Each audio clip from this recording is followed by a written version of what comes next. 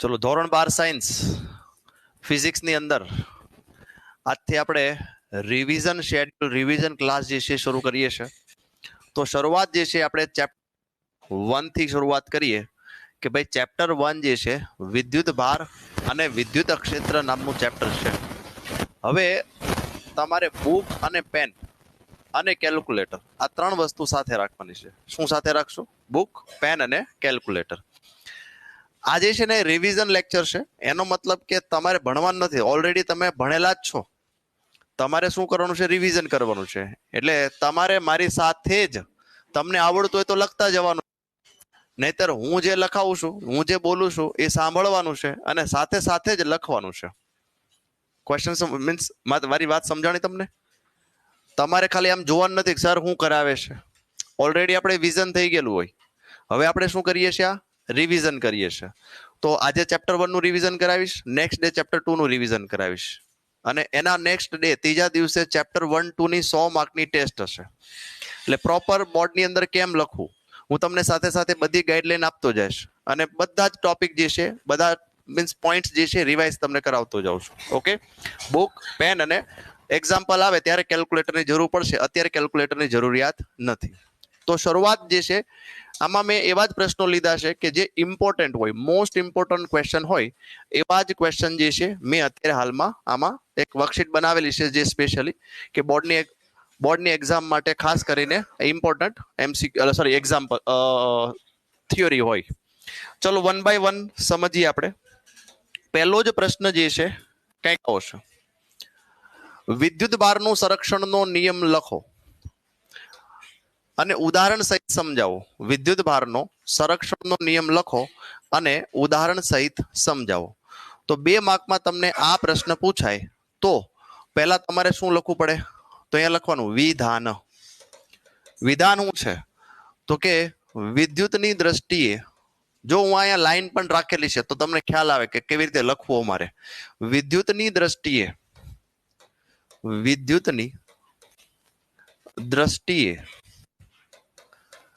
અલગ કરેલા તંત્રનો કુલ વિદ્યુત ભાર અચળ રહે છે. કુલ વિદ્યુત ભાર આખું લખશો, વિદ્યુત ભાર અચળ રહે છે, જેને વિદ્યુત ભારનું સંરક્ષણ કહે છે. વિદ્યુત ભારનું સંરક્ષણ કહે છે.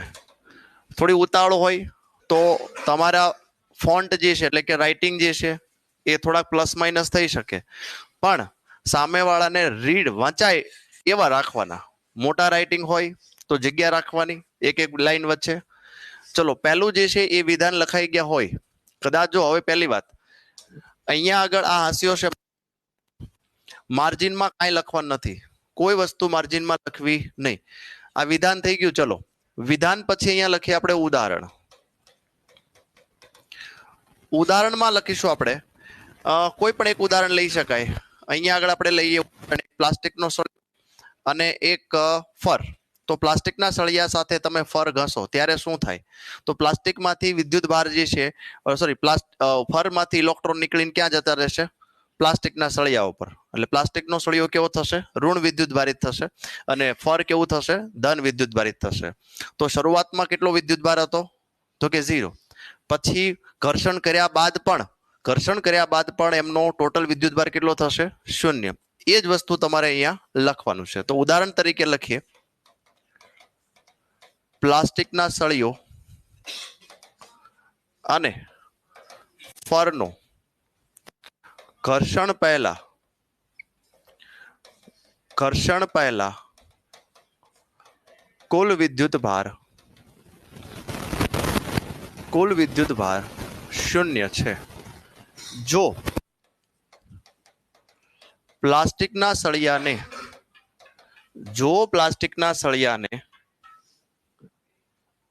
ફર સાથે ઘર્ષણ કરાવવામાં આવે તો ફરમાંથી ફરમાંથી એટલા, એક જ મિનિટ, ફરમાંથી ઇલેક્ટ્રોન નીકળીને ક્યાં જાય છે? પ્લાસ્ટિકના સળિયા પર જાય છે. ઘર્ષણ બાદ આખા તંત્રનો કુલ વિદ્યુત ભાર શૂન્ય હોય છે. તો ઘર્ષણ પહેલા અને ઘર્ષણ પછી તંત્રનો કુલ વિદ્યુત ભાર અચળ રહેશે. આથી વિદ્યુત ભારનું સંરક્ષણ થાય છે એમ કહી શકાય. સંરક્ષણ થાય છે તેમ કહી શકાય. વિદ્યુત ભારનું સંરક્ષણ થાય છે એવું કહી શકાય.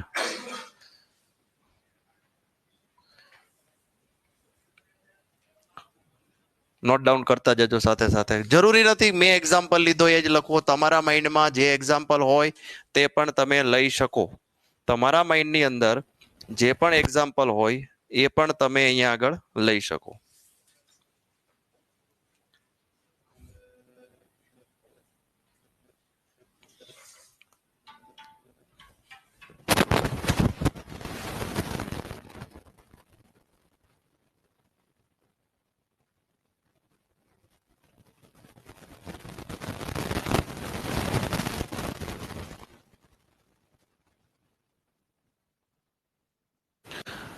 ચલો આગળ લઈએ.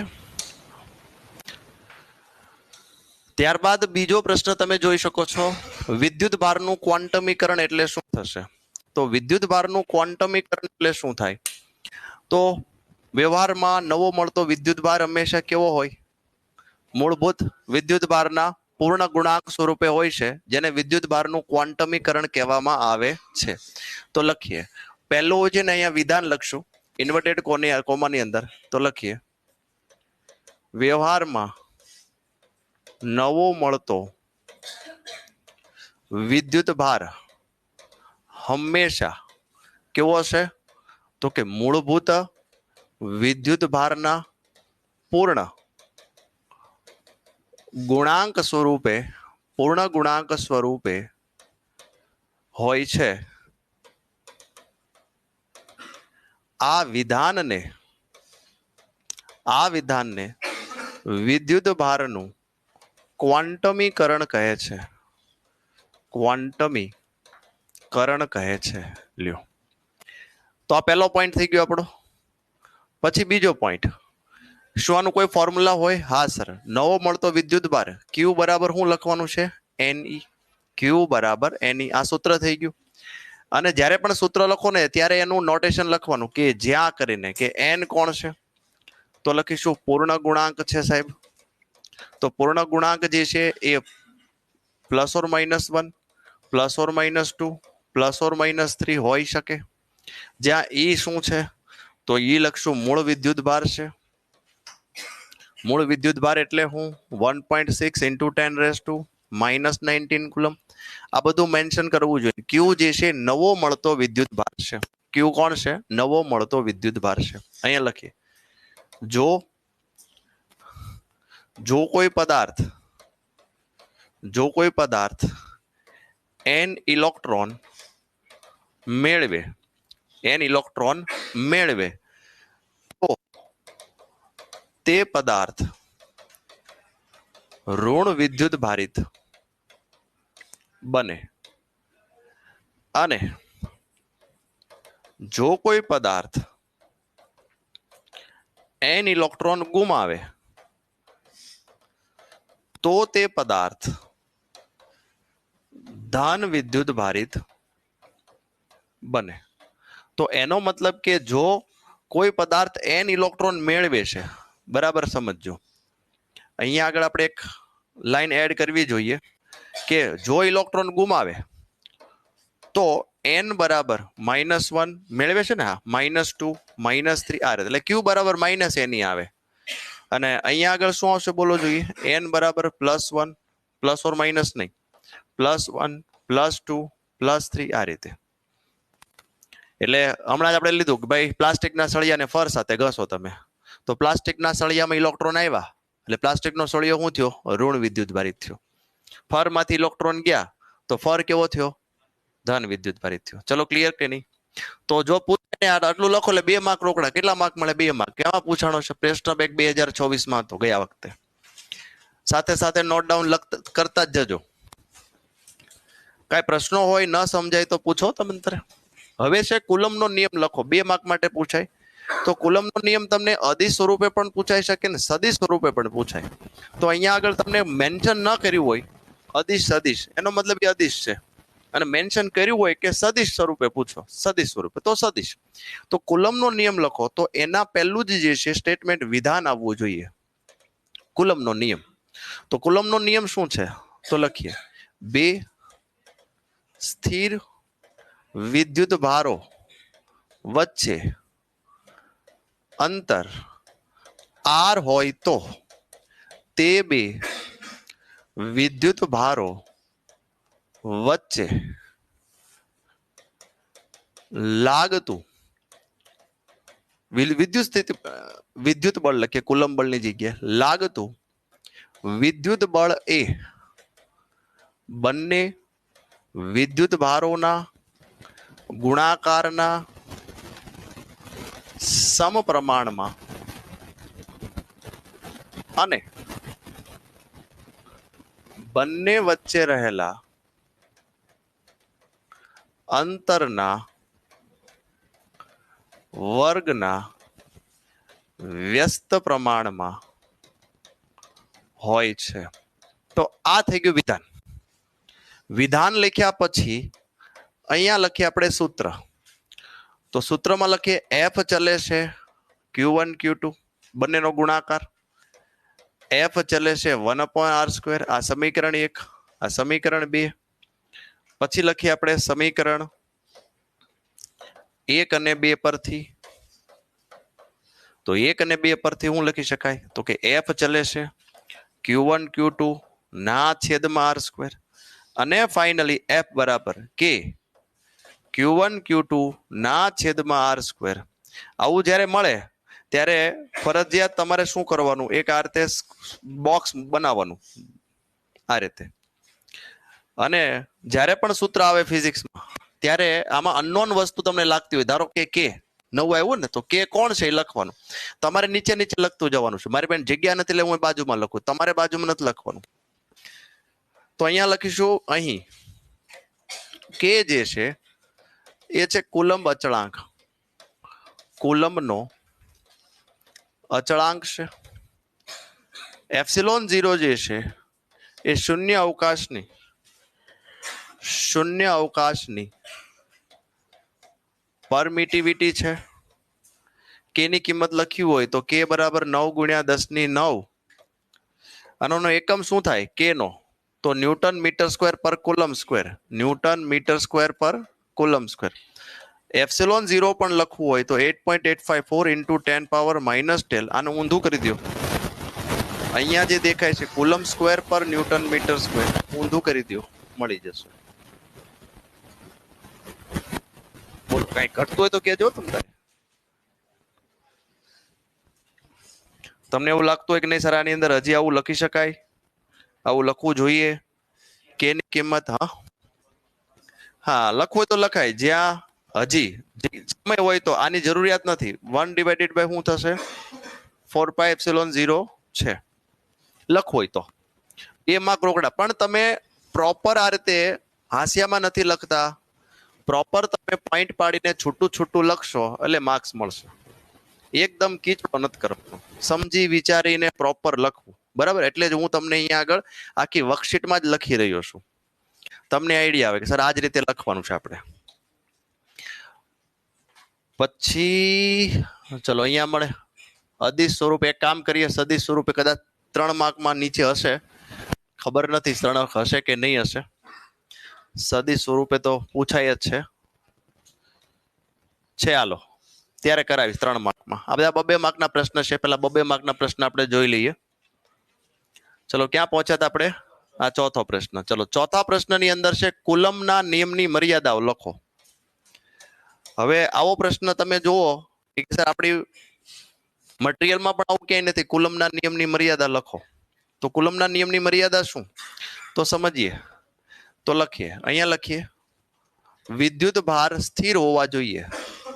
વિદ્યુત ભારો એટલે કે સ્થિર વિદ્યુત ભારો પર લાગુ પડે. અહીંયા લખીએ કુલમનો નિયમ માત્ર સ્થિર વિદ્યુત ભારો પર લાગુ પડે.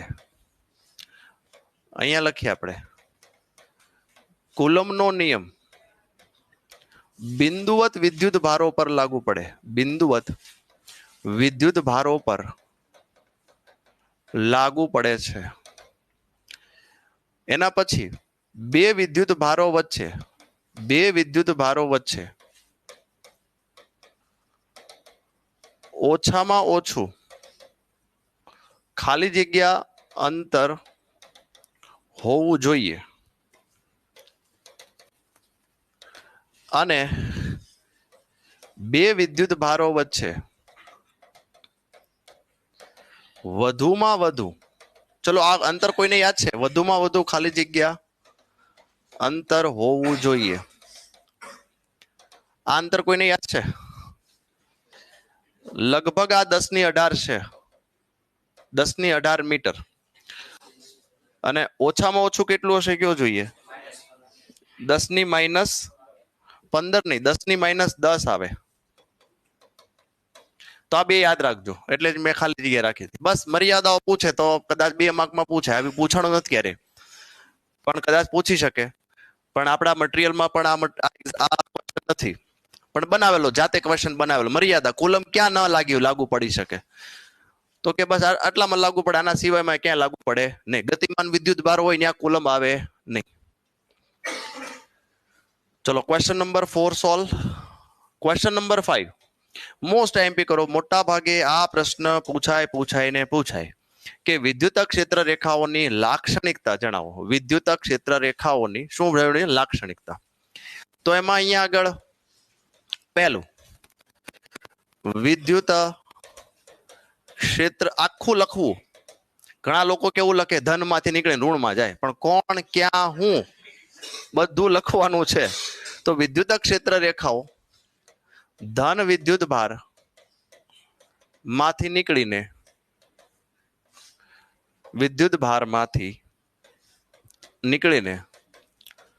ઋણ વિદ્યુત ભારમાં જાય છે.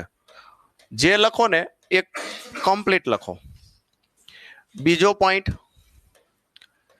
વિદ્યુત ક્ષેત્ર રેખા પર દોરેલો સ્પર્શક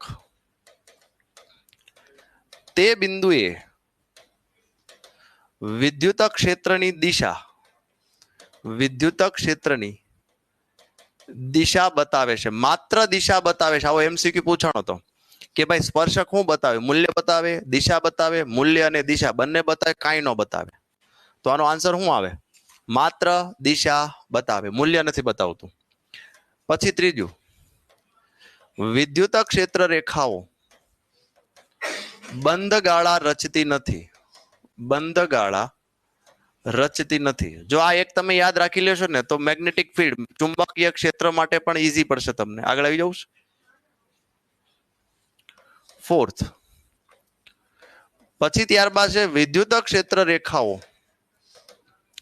એકબીજાને છેદતી નથી. એકેય પોઈન્ટ ભૂલાવો ન જોઈએ. અને પાંચમો પોઈન્ટ છે વિદ્યુત ક્ષેત્ર રેખાઓ સળંગ વક્રમાં હોય છે. તૂટક હોતી નથી. આ આપણી એનસીઆરટી પ્રમાણે 5 ટોપિક છે. પછી હજી તમારે ટોપિક લખવા હોય તો લખી શકાય. હા, એ આપણા ઘરના ટોપિક છે, જૂની એનસીઆરટી ના છે.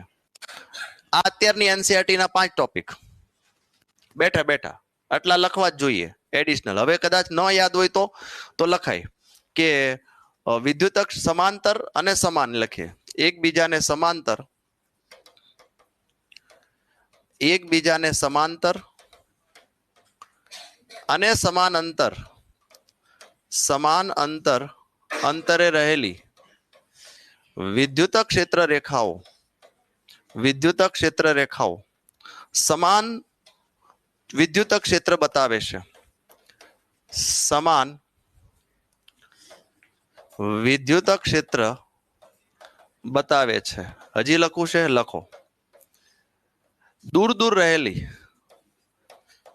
દૂર દૂર રહેલી ક્ષેત્ર રેખાઓ નિર્બળ વિદ્યુતક ક્ષેત્ર બતાવે છે. પછી ત્યારબાદ 8મું, નજીક નજીક રહેલી ક્ષેત્ર રેખાઓ પ્રબળ વિદ્યુતક ક્ષેત્ર બતાવે છે. તો મેં વાત કરી એમ એનસીઆરટી પ્રમાણે કેટલા ટોપિક છે? તો કે પહેલો, બીજો, ત્રીજો, ચોથો અને પાંચમો એનસીઆરટી ના ટોપિક છે. પછી સમય હોય આપણી પાસે તો પછી બાકીના લખી શકાય. સમય હોય તો બાકીના ટોપિક લખી શકાય. સર ઘર્ષણમાં ક્યાંથી ક્યાં ટ્રાન્સફર થાય? હા, આ લેક્ચર પૂરો થશે એટલે રેકોર્ડેડ લેક્ચર્સ મળી જશે. ઓકે, ઘર્ષણમાં ક્યાંથી ક્યાં ટ્રાન્સફર થાય? તો બે કિસ્સાઓ યાદ રાખો. એક તો ખાસ કરીને પ્લાસ્ટિકનો સળિયો, પ્લાસ્ટિકનો સળિયો અને ફર. તો ફરમાંથી ઇલેક્ટ્રોન જે છે પ્લાસ્ટિકના સળિયામાં જાય અને કાચના સળિયા અને ફરની અંદર ઊંધું થાય. કાચમાંથી ઇલેક્ટ્રોન ટ્રાન્સફર થઈને ક્યાં જશે? ફરમાં. કાચનો સળિયો ઘર્ષણ કર્યા બાદ ધન વિદ્યુત ભારિત બને.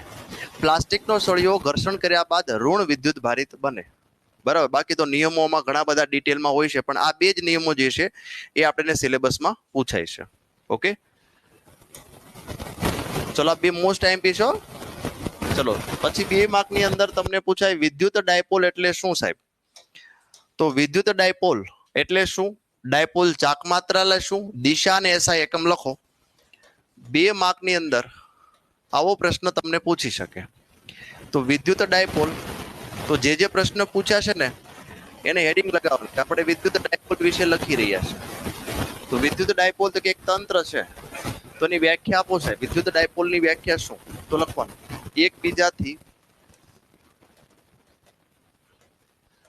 એકબીજાથી પરિમિત અંતરે આવેલા બે સમાન વિજાતીય વિદ્યુત ભારોથી બનતા તંત્રને ડાયપોલ કહે છે. પેલા તો વ્યાખ્યા યાદ રાખો, શોર્ટ એન્ડ સ્વીટ, લાંબી વ્યાખ્યા કરવાની નથી. એકબીજાથી પરિમિત અંતરે આવેલા, એકબીજાથી પરિમિત અંતરે આવેલા, દોરવું હોય તો દોરાય કે એકબીજાથી પરિમિત અંતર એટલે બંને વચ્ચે અંતર 2a છે. પરિમિત એટલે જાણીતા અંતરે. Okay sir. પછી તો કે એકનો વિદ્યુત ભાર પ્લસ ક્યુ હોય, બીજાનો વિદ્યુત ભાર સમજો બંને સમાન વિદ્યુત ભારો, આ પણ ક્યુ છે, આ પણ ક્યુ છે, બંને સમાન વિદ્યુત ભારો પણ વિજાતીય. વિજાતીયનો મતલબ શું થાય? એનો નેચર અલગ હોય. એક પ્લસ હોય તો બીજો કેવો હોય? માઇનસ. ઇંગ્લિશમાં અનલાઇક ચાર્જ કહેવાય. કે શું? Unlike charge. તો આ જે તંત્ર દેખાય છે તમને, આ જે તંત્ર દેખાય છે, આ તંત્રને શું કહેવાય? તો કે આ તંત્રને ડાયપોલ કહેવામાં આવે છે. હવે એના પછી આપણે લખીએ ડાયપોલ મોમેન્ટ. તો ડાયપોલ મોમેન્ટ મારે લખવું છે. તો ડાયપોલ મોમેન્ટ જે છે એ શું છે? તો કે એ સર એક ભૌતિક રાશિ છે. જેવી રીતે દળ છે, તાપમાન છે, સમય છે, વેગ છે, પ્રવેગ છે, એમ ભૌતિક રાશિ છે. કેવી રીતે બને? તો કે લખીએ ડાયપોલ, ડાયપોલમાં વિદ્યુત ભાર અને તેમની વચ્ચેના અંતરના ગુણાકારને ડાયપોલ મોમેન્ટ કહે છે. જગ્યા આપણી ઓછી છે એટલે એને લખી દઈએ. ચલો પછી તો કે ડાયપોલ મોમેન્ટ ને બીજો પોઈન્ટ અહીંયા લખું છું, નીચે નથી લખતો તો સમય જશે, નહીં વાંધો આવે. ડાયપોલ મોમેન્ટ ને સ્મોલ p થી દર્શાવવામાં આવે છે. તમને એમ થાય આવી વસ્તુ, હાવ નાની વસ્તુ શા માટે લખવી? લખવાની, બધા પોઈન્ટ્સ કેલ્ક્યુલેટ થતા હોય. તો સ્મોલ p બરાબર શું થયું? તો કે 2a મલ્ટીપ્લાય q. અહીંયા લખીએ આપણે ડાયપોલ મોમેન્ટ એ સદિશ રાશિ છે. હજી એના પોઈન્ટ લખીએ, તેની દિશા ક્યાંથી ક્યાં? તો કે ઋણ થી ધન તરફ હોય છે. આનો એકમ લખી નાખીએ. આખું લખો ડાયપોલ મોમેન્ટ નો એકમ. આનો કુલમ અને આનો મીટર. આવી દિશા આવી ગઈ, એસઆઈ એકમ આવી ગયો, કુલમ ઇન્ટુ મીટર. બસ 2 માર્ક રોકડામાં. નવું બીજું હોય લખતા એટલી વાર લાગે? માઇન્ડમાં હશે તો લખી શકશો. ઓકે, ચલો. તો વિદ્યુત ડાયપોલ એટલે શું થશે? ડાયપોલ મોમેન્ટ કોને કહેવાય એની વાત કરીએ. હવે એના પછી જુઓ આ પ્રશ્ન એમપી કરજો. ટોર્ક વાળો કે સમાન બાહ્ય વિદ્યુત ક્ષેત્રમાં મૂકેલા વિદ્યુત ડાયપોલ પર લાગતું ટોર્ક મેળવો. તો સૌથી પહેલા આ સોલ્વ કરવા માટે તમને આકૃતિ આવડવી જરૂરી છે. શું આવડવું જોઈએ? આકૃતિ. આકૃતિ પછી આકૃતિનું વર્ણન આવશે.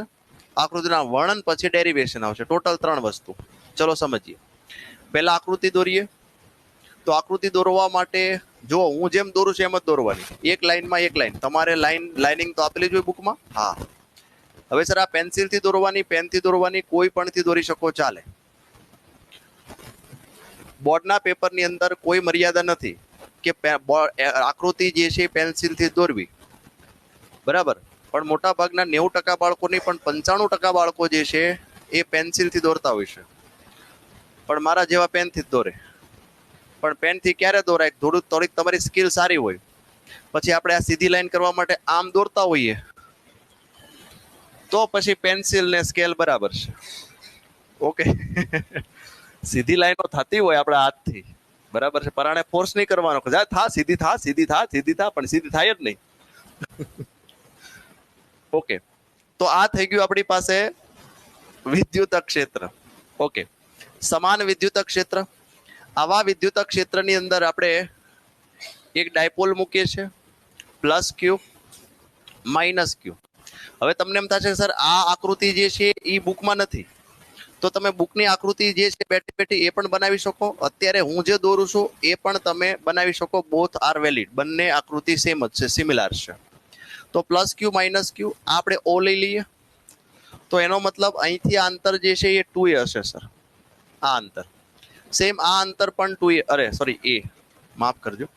ટોટલ 2a હોય તો આ અંતર એ, આ અંતર એ. તો આ વિદ્યુત ક્ષેત્ર આને આમ ધક્કો મારશે. તો હવે સમજીએ, અહીંથી આ બળ જે છે આ બાજુ લાગશે. દેખાય છે આ બ્લુ પેન? લીલી લઈએ, જોવું જોઈએ. હવે દેખાય છે? તો અહીંયા આગળ વિદ્યુત બળ લાગે, એક વિદ્યુત બળ અહીંયા લાગે.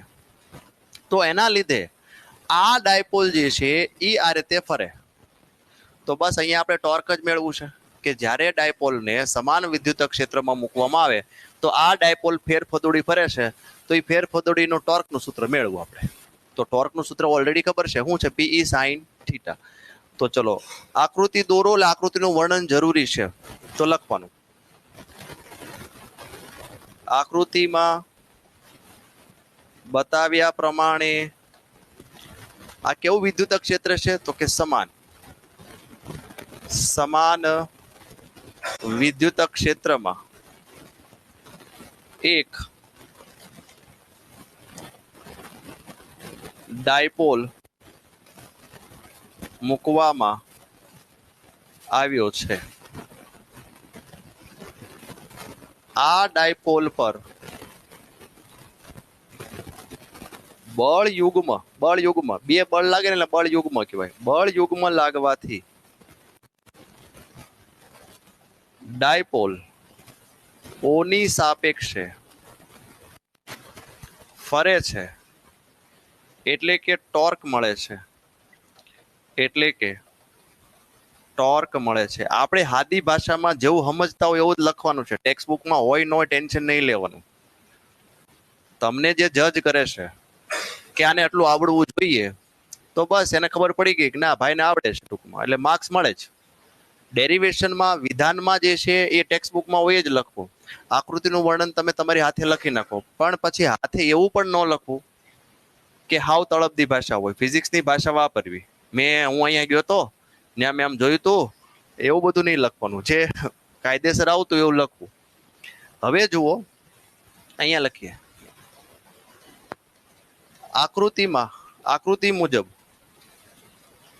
આકૃતિ મુજબ ડાયપોલ પર લાગતું ટોર્ક બરાબર સમજો. તો અહીંયા લખવાનું કેટલું લાગશે ટોર્ક. તમારે બાજુમાં નથી લખવાનું, તમારે નીચે નીચે લખવાનું છે. બરાબર છે. થોડુંક સ્પેસ મેનેજમેન્ટ કરવાનું. તો ટોર્ક બરાબર શું થાય? તો કે બળ ગુણ્યા લંબ અંતર. બરાબર છે. કોના લીધે લાગે છે આ? તો કે સર આ લાગે છે આપણે ક્યાં ગયું મેં લખ્યું, બળ યુગ્મના લીધે. તો બળ યુગ્મને લીધે લાગતું ટોર્ક અહીંયા લખવું તો લખાય. બળ યુગ્મને લીધે લાગતા ટોર્કનું સૂત્ર શું છે? તો કે ટોર્ક બરાબર બળ ગુણ્યા લંબ અંતર. તો હવે વળી ટોર્કને ટો કહી દો, બળને એફ કહી દો. હવે લંબ અંતર જે છે અહીંયા લંબ અંતર સાબિત નથી કરવાનું, સીધું યાદ રાખશો. હું સમજાવું. લંબ અંતર એટલે શું થાય? આ જે ડિસ્ટન્સ જે દેખાય છે અહીંથી આટલું, આને લંબ અંતર કહેવાય. તો આ થીટા ખૂણો છે, સમજો બરાબર. જો આ થીટા ખૂણો હોય તો આ થીટા હોય. હા સર. તો આ 2a છે, તો 2a નો આ થીટા સમક્ષિતિજ ઘટક ને આ લંબ ઘટક.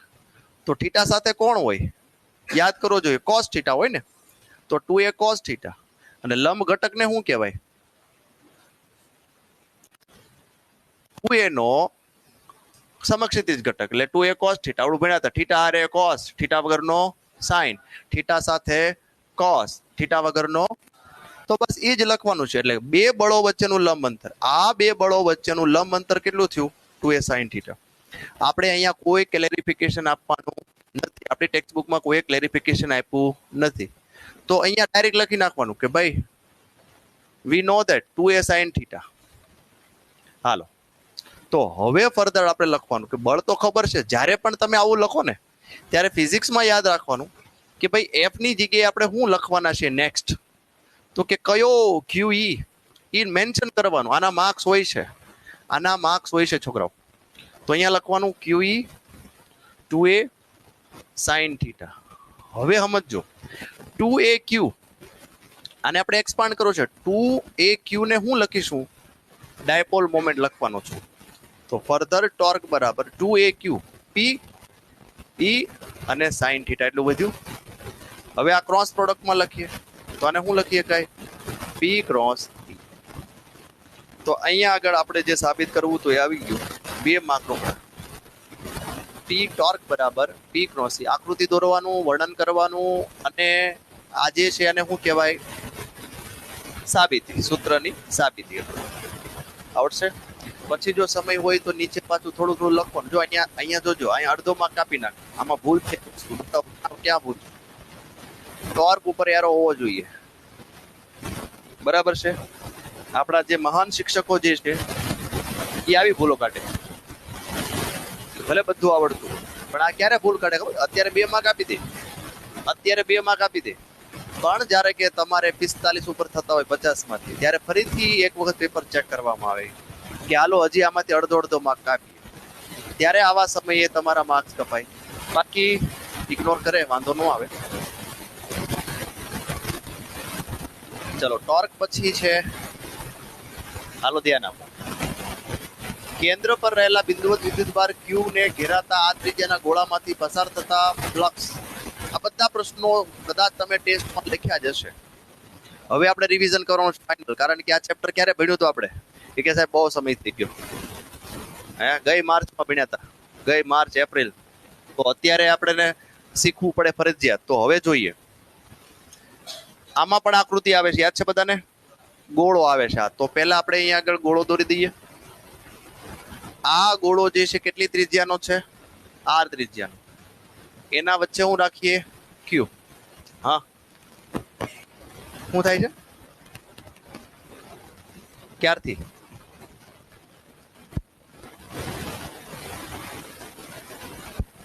ચલો ચેક કરીને કયો જોઈએ. વોઇસ ક્લિયર બાળકો?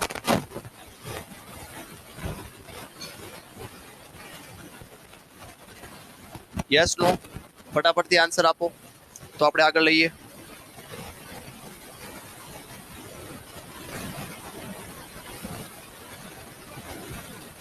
ઝડપથી જવાબ આપો. ઓકે છે ભરતભાઈ? હા, નો કે છે? તમે ચેક કરો. અરે અહીંથી નહીં, આમાંનામાં ચેક કરો ને. Not an issue. ત્યાં સુધી તમે રકમ લખો. આપણે સાથે સાથે લખતા જ જવાના બધા પ્રશ્નો. ઘરે જઈને પાછું રિવિઝન કરી નાખવાનું. પછી ટેસ્ટ આપો, મજા આવે કે નહીં રિવિઝન કર્યા પછી? હા, એટલે જ આપણે રિવિઝન ગોઠવું છે. એ ઘરે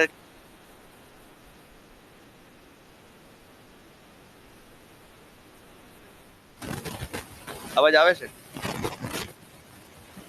ઓકે, ચાલો.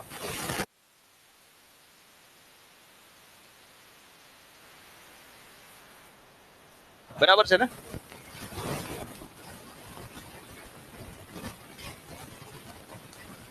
હાલો શરૂ કરીએ. ચલો, કેન્દ્ર પર રહેલા બિંદુવત વિદ્યુતભાર ક્યુ ને ઘેરતા આર ત્રિજ્યાના ગોળામાંથી પસાર થતા ફ્લક્સ પરથી ગૌસનો નિયમ મેળવો. તો પહેલા તમારે આકૃતિ દોરવાની છે. આકૃતિ દોર્યા પછી વર્ણન કરવાનું. વર્ણનમાં લખવાનું, આકૃતિમાં બતાવ્યા પ્રમાણે આર ત્રિજ્યાના ગોળાના કેન્દ્ર પર પ્લસ ક્યુ વિદ્યુત ભાર રાખેલો છે. હવે આપણે મેળવવું છે શું? તો મેળવવું છે આપણે કે ભાઈ ગોળામાંથી લખીએ, ગોળાની સપાટીમાંથી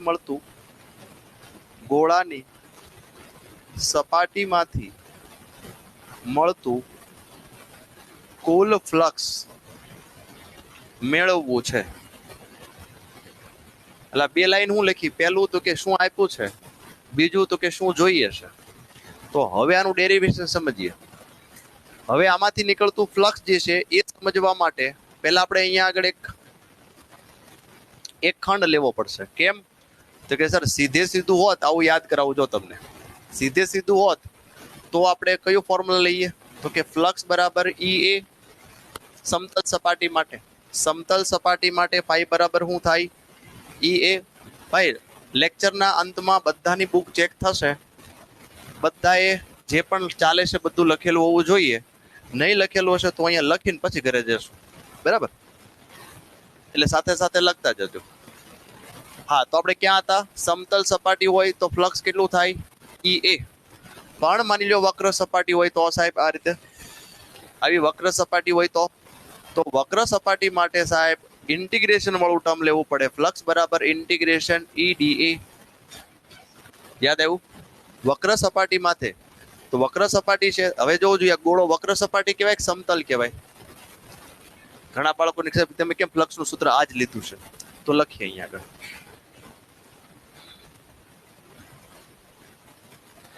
આ જે છે આને ડીએ લખી નાખીએ. આપણે બુકની અંદર ડીએસ આપ્યું છે આ રીતે. ડીએસ લખો, ડીએ લખો, ચાલે, બરાબર છે. Not a big deal. DS વાપરો તોય વાંધો નહીં. તો આ ડીએસ આપ્યું છે તો લખીએ, આર ત્રિજ્યાના ગોળાની સપાટી પર એક નાનો સૂક્ષ્મખંડ ડીએસ અથવા તો ડીએ લો તોય વાંધો નહીં, ડીએસ લો. હવે આ સૂક્ષ્મ ખંડમાંથી મળતું વિદ્યુત ફ્લક્સ ને શું કહેવાય? તો કે ડી ફાઈ કહેવાય. તો તેથી કરી અને લખવાનું કે ભાઈ ડી ફાઈ બરાબર શું થાય? તો કે ઇન્ટિગ્રેશન ઈડીએસ. ઇન્ટિગ્રેશન શું થાય? ઈડીએ ની જગ્યાએ ઈડીએસ લખ્યું છે અને ડી ફાઈ બરાબર લખીએ ક્યાંથી ક્યાં? તો કે ઓવર ધ સરફેસ, આખી સરફેસમાં. તો ડી ફાઈ બરાબર લખીએ આપણે ઈ એમ નામ રાખીએ, અહીંયા લખીએ કે ભાઈ ઈ અને ડીએસ વચ્ચેનો ખૂણો જે છે એ 0 એંગલ છે, એટલે cos 0 શું થઈ જાય? 1. લખવાની જરૂર નથી, અહીંયા લખીએ આપણે ડીએસ. હવે સમજો બરાબર. ડી ફાઈ આપણે એક જ મિનિટ છોકરાઓ, અહીંયા આગળ એક વખત ઇન્ટિગ્રેશન કાઢી નાખીએ અને અહીંયા આગળ ઇન્ટિગ્રેશન રાખીએ અને આ ડી ફાઈ જે છે બંને બાજુ ઇન્ટિગ્રેશન કરતા ટૂંકમાં સમજાણું. પહેલા ડી ફાઈ હતો આ રીતે, હવે બંને બાજુ સંકલન કરતા. લખો તો લખો, થોડુંક સુધારી નાખો. બંને બાજુ સંકલન કરતા. હવે રેડી. તો ડી ફાઈ નું સંકલન શું થાય? 5. આનો હા સંકલન હાંડિયો થઈ ગયો સાહેબ. તો કે ફર્ધર આપણે લખીએ ફાઈ બરાબર ઈ એમ નામ રાખો અને સંકલન કોનું કરવાનું? તો કે ડીએસ. તો જોવું જોઈએ ઓવર ધ સરફેસ આખા ગોળાનું પૃષ્ઠ ક્ષેત્રફળ કેટલું થાય? 4 પાઈ આર સ્ક્વેર થશે. તો હવે આપણે ફ્લક્સ જોઈએ છે. હા સર. તો વિદ્યુત ક્ષેત્રનો ફોર્મ્યુલા કે ક્યુ બાય આર સ્ક્વેર. તો કે એટલે શું થાય બોલો? 4 પાઈ એપ્સિલોન 0. આ કે થઈ ગયો. પછી ક્યુ ડિવાઇડેડ બાય આર સ્ક્વેર, આ વિદ્યુત ક્ષેત્ર લખ્યું અને ઇન્ટિગ્રેશન ડીએસ શું લખી શકાય? 4 પાઈ આર સ્ક્વેર. ઉડાડો હાલો હવે. 4 pi cancel, R square cancel. તો અહીંયા આગળ જે ફ્લક્સ મળશે ક્યુ ડિવાઇડેડ બાય એપ્સિલોન 0, અને ગાઉસનો પ્રમેય કહેવામાં આવે છે. લ્યો, તો હજી આમાં લખવું પડે.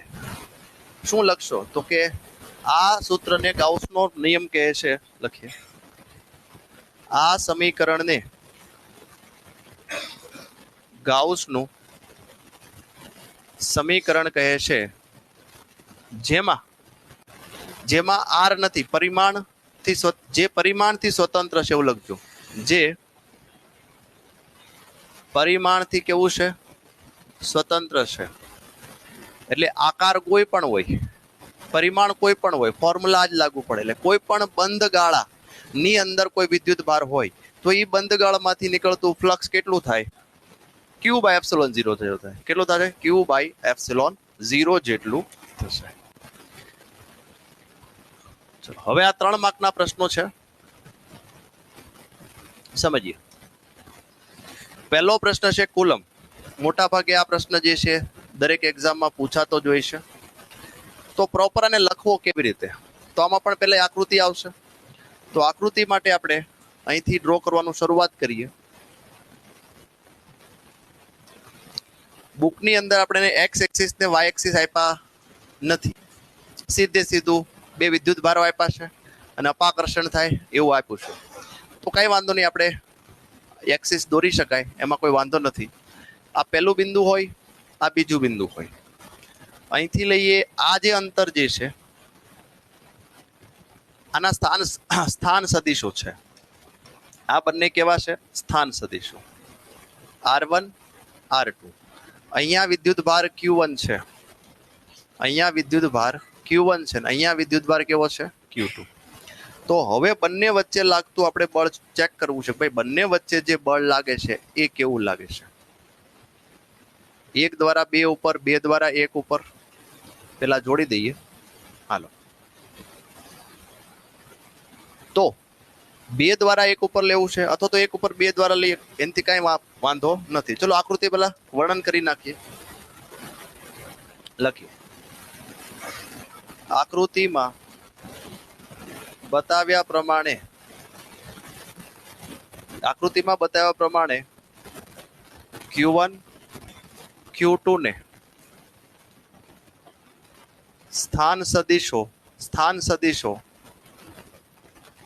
અનુક્રમે R1 અને R2 પર રાખેલા છે. પહેલો પોઈન્ટ આ. હવે લખવાનું છે આપણે કે Q2 દ્વારા Q1 પર લાગતું વિદ્યુત બળ મેળવવું છે. આટલું લખ્યા પછી આ સ્ટેપ ઉપર લખું છું. પછી હજી મારે ત્રીજું આઈટમ લખવી છે એટલા માટે. તો અહીંયા આપણે લખીશું કે કોના દ્વારા Q2 દ્વારા Q1 ઉપર લાગતું બળ. તો એ ક્યાં જશે? આ બાજુ આવશે. કોના ઉપર લાગે છે? એકડા ઉપર. કોણ લગાડે છે? બગડો લગાડે છે. એકડા ઉપર લાગે છે, બગડો લગાડે છે. તો અહીંયા આપણે લખીશું R12 સદિશ. તો R12 સદિશ એટલે શું સાહેબ? R1 સદિશ માંથી R2 સદિશ બાદ કરો. અને જો આપણે લખીએ R12 માંથી R1 માઇનસ R2 આવશે કે R2 માઇનસ R1 આવશે? બોલો જોઈ છોકરાઓ. જો આમાં એક ભૂલ થશે તો પછી ભેગું નહીં થાય. R1 માઇનસ R2 આવશે કે R1 માઇનસ R2 આવશે? નહીં. એ તમે જે કહો છો આપણી બુકની અંદર છે એ જોવાનું છે તમારે. તો હવે તમને સમજાવી દઉં. અહીંયા આગળ જે છે આપણી બુકની અંદર 2 1 લીધું છે, તો અહીંયા આપણે બરાબર લીધું છે 1 2 છે. તો અહીંયા આગળ જે છે આ જ રીતે લેશું છોકરાઓ. R1 minus R2. R12 સદિશ એટલે શું થશે? R1 minus R2. ચલો આનું મૂલ્ય મેળવવું જોઈએ છોકરાઓ. મૂલ્ય શું થાય? તો સર મૂલ્ય જે છે આ રીતે લખી શકાય અથવા તો આને R12 લખી શકાય. બરાબર. આ સદિશમાં લખ્યું છે, આ એનું મૂલ્ય મેળવ્યું છે. આ 2 પોઈન્ટ લખવા ખૂબ જરૂરી છે. અને હજી એકમ સદિશ લખાવી દો. એકમ સદિશ આવો લખ્યો હોય તો R12 એકમ સદિશ એટલે શું થાય? તો કે સદિશ ભાગ્યા સદિશનું મૂલ્ય. તો ફાઇનલી R12 ત્રણ સમીકરણ જે છે મેન્શન કરો. એક આ સમીકરણ, આ બીજું અને આ ત્રીજું. આકૃતિ દોરો, આકૃતિનું વર્ણન કરો અને આ ત્રણ સમીકરણ લખો. હું યાદ રાખશો 1 2 છે તો 1 2 લખશો. 2 1 લીધું છે તો 2 1 લખો. 1 2 લીધું છે તો 1 2 લખો. 2 1 લીધું છે તો 2 1 લખો. ઓકે. હવે આપણે લખીએ અહીંથી. હવે ડેરિવેશનમાં આવી જઈએ. ડેરિવેશનમાં લખવાનું Q2 દ્વારા Q1 પર લાગતું વિદ્યુત બળ. તો અહીંયા લખીએ F21. બહુ સિમ્પલ છે. K Q1 Q2 તો આવશે જ, ડિવાઇડેડ બાય R². તો કે આ બંને વચ્ચેનું અંતર કેટલું છે? હા, 1 2 2 1 લખાઈ ગયું મારથી. આપણે જે હાલતા હોય જ લખશું. શું લખ્યું છે? Q1 દ્વારા, હા, Q2 દ્વારા Q1 પર લાગતું. અહીંયા 1 2 લીધું, બધું 1 2 જ લેવું. બરાબર, ભૂલ નહીં થવું જોઈએ. હવે અહીંયા 1 2 છે, અહીંયા ધ્યાન આપો. R12 નો સ્ક્વેર અને R12 નો કેરેટ. આ સમીકરણ અહીંયા લખશો સદિશની નિશાની. સમીકરણ 1 2 3 છે અને 4 કરી દો. શાંતિથી જુઓ હું લખ્યું. શું છે આ? તો કે K Q1 Q2 divided by R². આ મૂલ્ય છે. F12 ની દિશા કઈ હશે? તો કે R12 ની દિશામાં. તો R12 ની દિશા કઈ બાજુ છે? તો કે આ બાજુ જ જાય છે. બંનેની દિશા કેવી છે? સમાન છે. ઓકે. તો હવે આને ફર્ધર લખવું હોય તો પછી લખી શકાય કે Q1 Q2 R12 સમીકરણ 1 પ્રમાણે R12 નો સ્ક્વેર આવ્યું. કેમ ગયું? R12 નો સ્ક્વેર શું લખી શકાય? R1 સદિશ માંથી R2 સદિશ નો સ્ક્વેર. આમાં પણ કેરેટમાં લખું, કેરેટ એમ નામ રાખવું હોય તો એમ નામ રાખી શકાય. સમીકરણ નંબર 5. ફર્ધર લખવું છે તમારે હજી એક સ્ટેટમેન્ટ F12 બરાબર K Q1 Q2 divided by R1 સદિશ માઇનસ R2 સદિશ. અહીંયા લખીએ આપણે R1 સદિશ. જો સમીકરણ નંબર આ જુઓ, સમીકરણ 3. તો આના બરાબર શું લખી શકાય? R12 ના છેદમાં શું થાય? R12. આ રીતે ફર્ધર સમીકરણ બનાવી શકાય. એક સમીકરણ લખો ને 2 લખો તો હાલે, વધારે લખવાની જરૂર નથી. ખાલી આપણે 3 સમીકરણોનો ઉપયોગ કરી અને નેક્સ્ટ લખતા ગયા. પૂરું થઈ ગયું? નથી પૂરું થયું હજી. હજી આપણે શું લખવાનું છે? આનાથી રિવર્સ. Q1 દ્વારા Q2 પર લાગતું વિદ્યુત બળ લખાઈ ગયું છે બધાને? તો આને આપણે જવા દઈએ છે. તો હવે ધ્યાન આપો. પાર્ટ 2 અહીંયા લખીશું આપણે Q1 દ્વારા Q2 પર લાગતું વિદ્યુત બળ. તો એ જ વસ્તુ લખવાની છે. કોના દ્વારા લાગે છે? તો કે એકડા દ્વારા. તો આને કેમ લખવાનું? કે Q1 Q2 અહીંયા શું છે બોલો જોઈએ, બગડો એકડો. તો R2 માઇનસ R1 અથવા તો તમે અહીંયા લખી શકો R21 નો સ્ક્વેર. શું લખશો? R21 નો સ્ક્વેર અને R21 કેરેટ. અથવા તો જો આને રીરાઇટ લખો તમે, જોજો બરાબર રીરાઇટ લખો કે Q1 Q2 R21 એમ નામ રાખો. પણ જો મારે અહીંયા R12 કરવું હોય તો મારે અહીંયા શું લખવું પડે? માઇનસ કરવું પડે. તો આ જે છે અહીંયા લખી આગળનું સમીકરણ 1 2 3 4 પરથી આને શું કહી શકાય? સર આને કહી શકાય -F12. શું કહી શકાય? -F12. માઇનસ એમ નામ, આને શું કહેવાય? -F2. જે કયો નિયમ છે? ન્યૂટનની જે ન્યૂટનની ગતિનો ત્રીજો નિયમ છે. ન્યૂટનની ગતિનો ત્રીજો નિયમ છે. અહીંયા પૂરું થાય તમારું સ્ટેપ. તો 3 માર્ક મળે. કમ્પ્લીટ સમજો, લખવાનું છે કેમ. 3 માર્ક જોઈતા હોય તો આ રીતે કમ્પ્લીટ લખવાનું. આવડશે? આકૃતિ દોરો, આકૃતિનું વર્ણન કરો, પછી ડેરિવેશન ઉપર ધ્યાન આપો. હવે ત્યારબાદ છે આ પણ 3 માર્કમાં પૂછાય છે. પૂછવું હોય તો લખવાનું, નહીં તો જરૂર નહીં. હા, વિધાન લખવાનું બાકી રહી ગયું ભાઈ, મારી ભૂલ છે. એક વિધાન લખવાનું છે. કુલમનો નિયમ લખો કીધું છે તો કુલમનો નિયમનું વિધાન લખજો.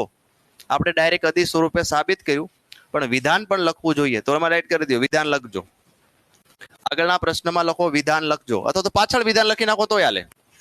આગળ લખો, પાછળ લખો, પણ વિધાન લખવું જરૂરી. વિધાન એટલે હું? બે સ્થિર વિદ્યુત ભારો એકબીજાથી આર અંતરે રહેલા છે તો તેમની વચ્ચે લાગતું વિદ્યુત બળ બે વિદ્યુત ભારોના ગુણાકારના સમપ્રમાણમાં અને તેમની વચ્ચે રહેલા અંતરના વર્ગના વ્યસ્ત પ્રમાણ હોય છે. હાલો હવે કે સર વિદ્યુત ડાયપોલના કેન્દ્ર પરના કોઈ બિંદુએ ઉદ્ભવતા વિદ્યુત ક્ષેત્રનું મૂલ્ય મેળવો. તો ફોર્મ્યુલા તમને ખબર છે, બોલો જોઈએ. 2kp ડિવાઇડેડ બાય r ઘન. તો 2kp ડિવાઇડેડ બાય r ઘન આ સૂત્ર સાબિત કરવાનું છે. તો એના માટે પહેલા આકૃતિ આવશે. આકૃતિ કેવી હશે? તો કે સર આ પેલા અક્ષ છે તો હોરિઝોન્ટલ આકૃતિ આવશે આ રીતે. અહીંયા આપણે એને O કહી દઈએ. અહીંયા પ્લસ વિદ્યુત ભાર છે, અહીંયા માઇનસ વિદ્યુત ભાર છે, અને અહીંયા આગળ કોઈ બિંદુ છે. આને શું કહેવાય? આને જ અક્ષ કહેવાય. બંને વિદ્યુત ભારોને સમાવતી રેખા ને ડાયપોલની અક્ષ કહેવામાં આવે છે. અહીંથી આ અંતર કેટલું? A. અહીંથી આ અંતર A. તો ડાયપોલ મોમેન્ટ ક્યાંથી ક્યાં હોય? તો કે સર ડાયપોલ મોમેન્ટ ઋણથી ધન તરફ હોય. ડાયપોલ મોમેન્ટ ક્યાંથી ક્યાં હોય? ઋણથી ધન તરફ હોય. થોડુંક અને આ બાજુ લઈ લઈએ.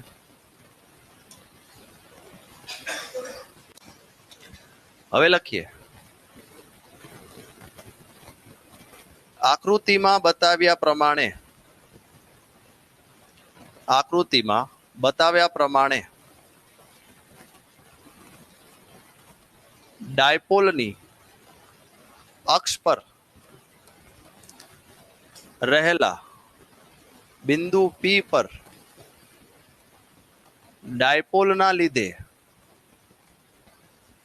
વિદ્યુત ક્ષેત્ર મેળવવું છે. આ બંને ડાયપોલ છે. ડાયપોલના લીધે અહીંયા આગળ વિદ્યુત ક્ષેત્ર આપણે જોઈએ છે. તો હવે 1 by 1 જોઈએ છે. પ્લસ Q લખીએ. પ્લસ Q ના લીધે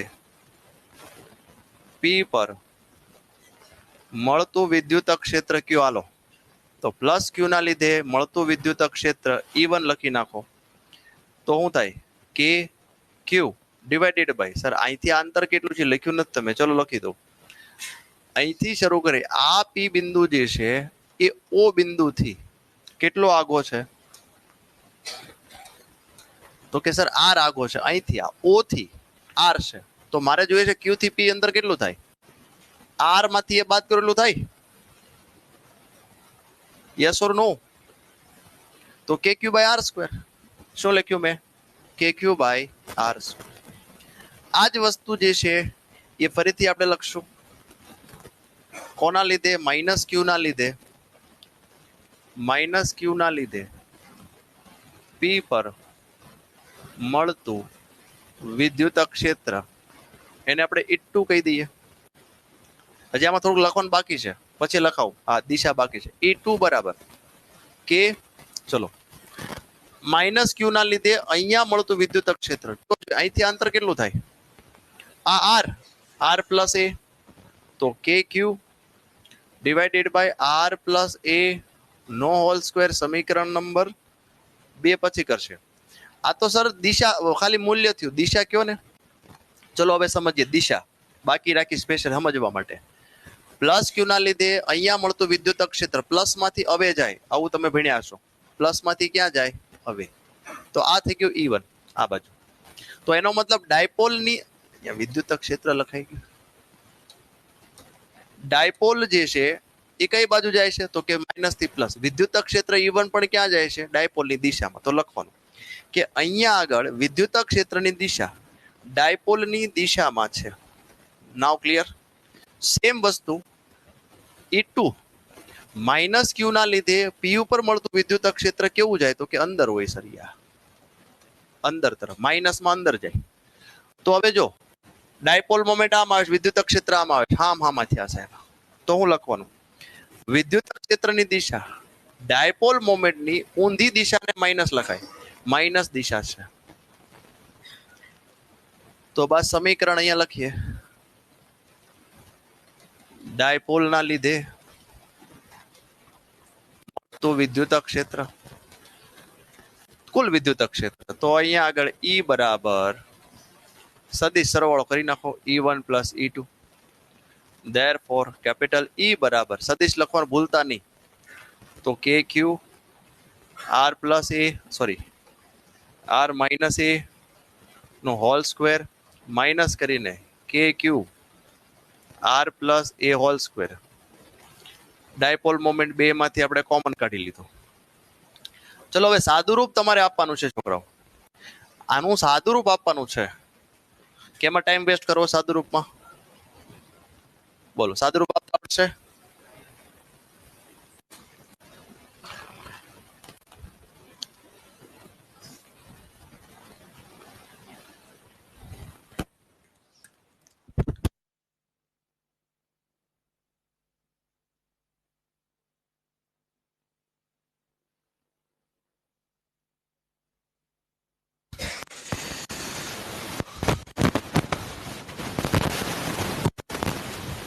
ચલો આનું સાદુરૂપ આપશો તો ફર્ધર તમને અહીંયા લખે સાદુરૂપ આપો.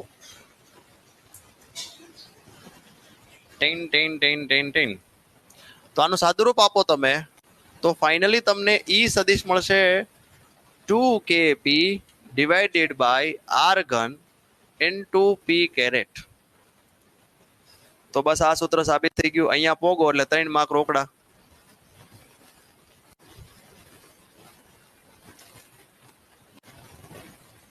મે 2021 માં પૂછાણો, 22 માં પૂછાણો.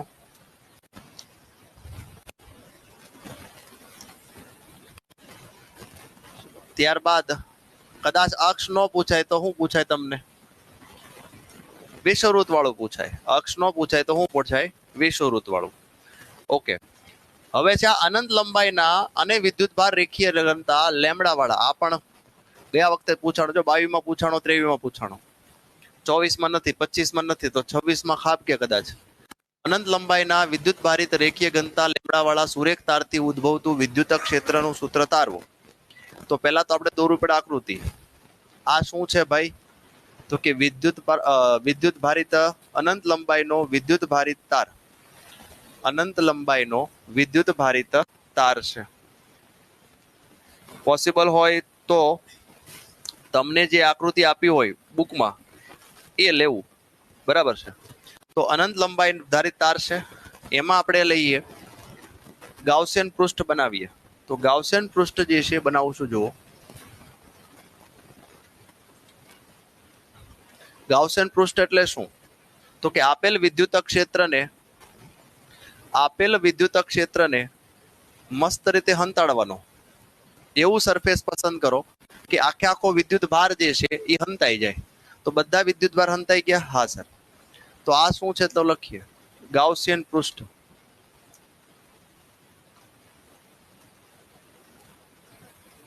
ગાઉસિયન પૃષ્ઠ છે. ઓકે. અને પી બિંદુ અહીંયા છે તમારી પાસે.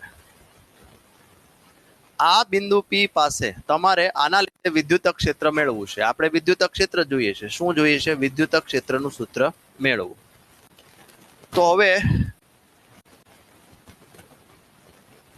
આકૃતિમાં દર્શાવ્યા અનુસાર અનંત લંબાઈના વિદ્યુત ભારિત તાર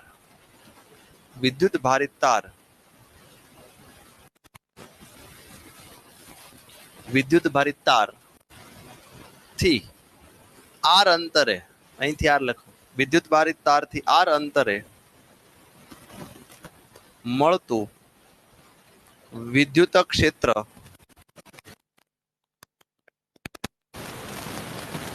તો જો આવું કરવું હોય તમારે તો આપણે લખવાનું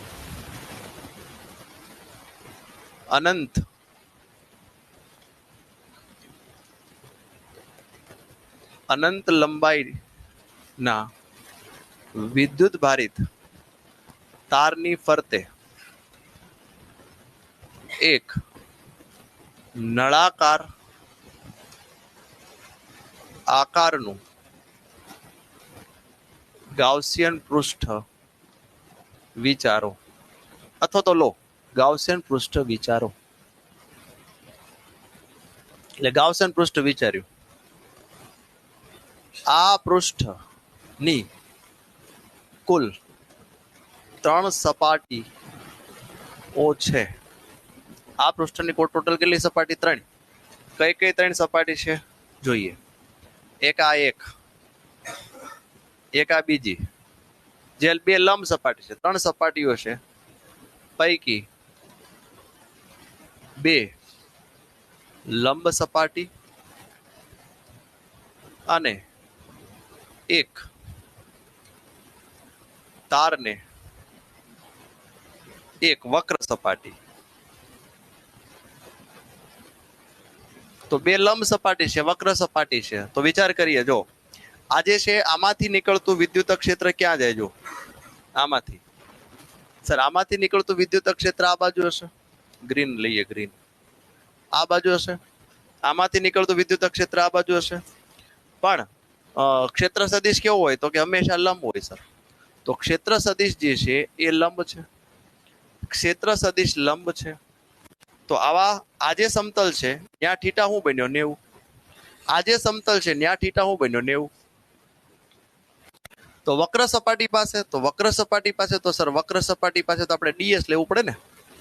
સમજમાં આવ્યું કે નહીં? વક્ર સપાટી પાસે આપણે શું લઈએ છે? ડીએસ. તો અહીંયા ક્ષેત્ર તો કે ઈ બાર, ડીએસ તો કે ડીએસ ઈ બાર, બંને ટોટલ 3 સપાટી. નળાકારની ટોટલ 3 સપાટી, ઉપરનું ઢાંકણું, નીચેનું ઢાંકણું અને વક્ર સપાટી. તો આ 3 સપાટીમાંથી નીકળતું ફ્લક્સ લખીએ. તો નળાકારની કારમાંથી બહાર નીકળતું કુલ ફ્લક્સ,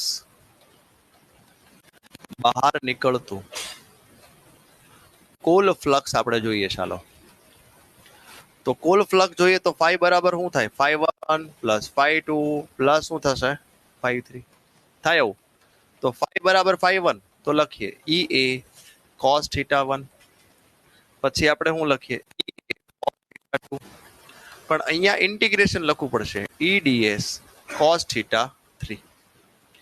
તો ફાઇનલી ફાઈ બરાબર ઈ પહેલી સપાટી છે cos 90 છે સર.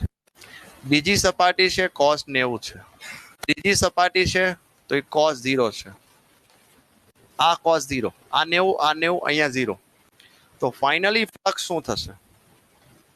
તો કે આ તો 0 0 થઈ ગયા, ખાલી આનું શું થશે? તો કે ઈ એમ નામ ઇન્ટિગ્રેશન ડીએસ આવું થશે. તો ચલો હવે આગળ આપણે જો ઈ માં વેલ્યુ ન મૂકતા કે ક્યુ બાય આર સ્ક્વેર, આપણે તો ઈ આપણે શું જોઈએ છે? ઈ જોઈએ છે. તો ક્યુ બાય હું લઈ લ્યો એપ્સિલોન ફ્લક્સ બરાબર ઈ એમ નામ ઇન્ટિગ્રેશન ડીએસ શું થાય? શું છે સર આ? તો નળાકારની વક્ર સપાટીનું ક્ષેત્રફળ બોલો. નળાકારની વક્ર સપાટી નું ક્ષેત્રફળ ને શું કહેવાય? ઇન્ટિગ્રેશન કહેવાય. બોલો જો શું થાય? 2 પાઈ આર. આ લંબાઈ તમે કીધી નથી સર. ચલો આ લંબાઈ ધારો કે એલ હોય તો 2 પાઈ આર એલ. બસ હવે આમાંથી ઈ ને કરતા બનાવો તો બોલો ઈ શું મળશે? ઈ બરાબર lambda divided by 2 pi epsilon 0 R આવું મળશે. લ્યો એક સ્ટેપ કાપી નાખ્યું છે, જાતે લખો. જગ્યા જ નથી, આખું બોર્ડ ભરાઈ જાય છે. અથવા તો આને આમ પણ લખી શકાય, હજી આપણે લખવું હોય યાદ કરો જો હું લખ્યું હતું 2k lambda divided by R. આવું પણ એક સૂત્ર બનાવી શકાય. મેન તમને લખવાનું છે. જો આવું નહીં લખો ને તો માર્ક્સ નહીં આપે આ લોકો. આકૃતિનું વર્ણન આ બધું જ લખવાનું છે. મોટા ભાગે બાળકો ખાલી થોડું થોડું લખીને વહી આવે કે આપે જ તેને માર્ક્સ શું આપે. હું ઓમ નમો શિવાય લખીને આવ્યો છું કે. આગળ વધીએ. જો આની અંદર બીજી પણ થિયરી છે, ફ્લક્સ સમજાવો, પછી રેખીય વિદ્યુત ભાર ઘનતા, પૃષ્ઠ વિદ્યુત ભાર ઘનતા, કદ વિદ્યુત ભાર ઘનતા, એ પણ પ્રશ્નો ઇમ્પોર્ટન્ટ છે. જાતે કરજો, બધા નથી કરાવતો હું તમને. ઓકે, તો હવે આ એક એક્ઝામ્પલ છે, આઈએમપી છે. ચલો સમજીએ. યાદ જ હશે તમને બધાને કે કોઈ ઇલેક્ટ્રોન વિદ્યુત ક્ષેત્રમાં ઉપરથી નીચે પડે છે તો મુક્ત પતન કરતા પદાર્થ માટેનો ફોર્મ્યુલા શું છે બોલો? V બરાબર V0 પ્લસ AT, D બરાબર V0T plus half AT square. તો એ જ આપણે સૂત્ર મારીએ, અહીંયા લખીએ આપણે. પહેલું આપણે લખીએ ઇલેક્ટ્રોન માટે.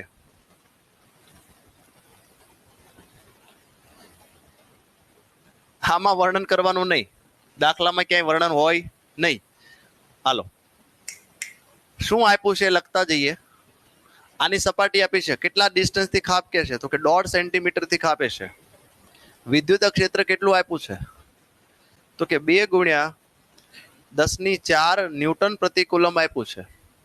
આપણે શું જોઈએ છે? તો કે સમય જોઈએ છે કે આ ઇલેક્ટ્રોનને અહીંથી નીચે પડતા કેટલો સમય લાગશે. તો અહીંથી લખીએ મુક્ત પતન માટે.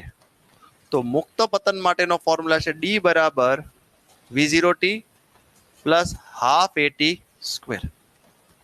તો મુક્ત પતન માટે શરૂઆતનો વેગ શું હોય બોલો જોઈએ? 0. મુક્ત પતન માટે શરૂઆતનો વેગ 0. તો હાફ AT સ્ક્વેર. અને અહીંયા લખો કોઈ વિદ્યુત ભારિત પદાર્થ જે છે એ વિદ્યુત ક્ષેત્રમાં આટા મારતો હોય તો એનો પ્રવેગનો ફોર્મ્યુલા QE બાય M. આ યાદ રાખવાનું છે ભાઈ. કોઈ વિદ્યુત ભાર વિદ્યુત ક્ષેત્રમાં આટા મારતો હોય તો એ પ્રવેગિત થાય. પ્રવેગ કેટલો પડે? તો કે QE બાય M. તો D બરાબર હાફ, અહીંયા હું લખો QE divided by M T square. આમાંથી શું જોઈએ છે? તો કે ટાઈમ જોઈએ છે. કરો T ના કરતા બનાવો. ચલો અહીંયા તો T સ્ક્વેર ને કરતા બનાવો.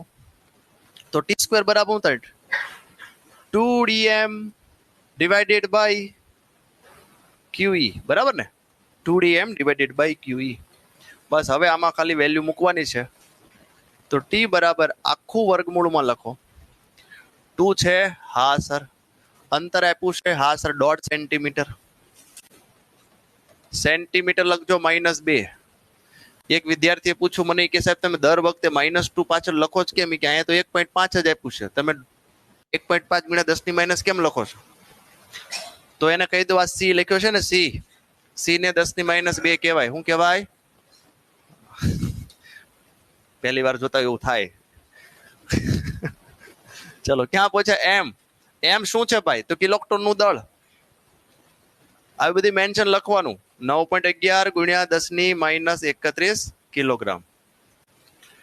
9.11 ગુણ્યા 10 ની -31. હાલો, વિદ્યુત ભાર કોણ પડે છે? ઇલેક્ટ્રોન. ઇલેક્ટ્રોન નો વિદ્યુત ભાર આવડે? હા સર. વિદ્યુત ક્ષેત્ર 2 ગુણ્યા 10 ની 4. બોલો જોઈએ ટાઈમ, જે કોઈની પાસે નથી. 8.53 ગુણ્યા 10 ની ઘાત. બોલો. +18 -18. +18 તો આવે જ નહીં હો. વર્ષો લાગે કે પડ્યો હોય કે વાટ જોવાની સાહેબ આપણે અહીંયા. વર્ગમૂળ બાકી છે જી, બહુ કરી હવે. હાલો ફરીથી કરો.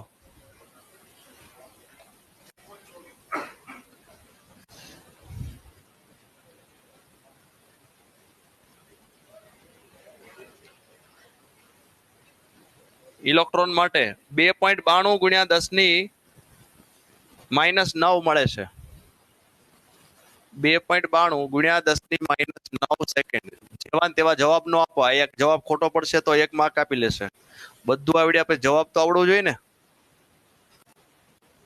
હાલો, હજી સાથે તમને એમ કે પ્રવેગ મેળવવાનો. શું મેળવો? પ્રવેગ. તો પ્રવેગ મેળવવાનું કે તો આ ફોર્મ્યુલા મારવાનું, અહીંયા લખવાનું. ઇલેક્ટ્રોન નો પ્રવેગ. સાંભળો બધા. તો આમાં પ્રવેગને કરતા બનાવો. એ બરાબર શું થાય? બોલો. QE divided by M. બસ આમાં કિંમતો મૂકો. ચલો, Q કેટલો? 1.6 × 10⁻−19. E કેટલો છે? 2 ગુણ્યા 10 ની 4. ઇલેક્ટ્રોન નો દળ 9.11 10 ની -31. તો આ તમને જે મળશે એ ઇલેક્ટ્રોન નો પ્રવેગ મળશે. લ્યો, મીટર/સેકન્ડ². એકમ નહીં લખો તો અડધા માર્ક આપી નાખે છે.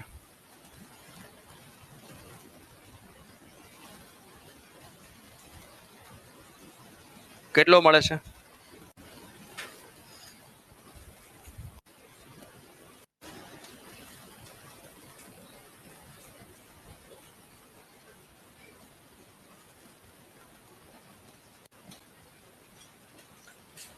આવે છે આન્સર? 0. ચલો, જે આવે તમે લખજો જાતે. બરોબર છે?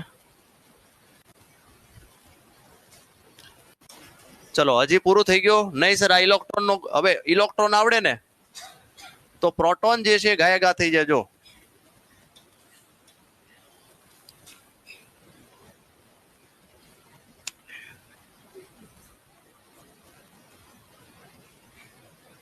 શું થાય છે.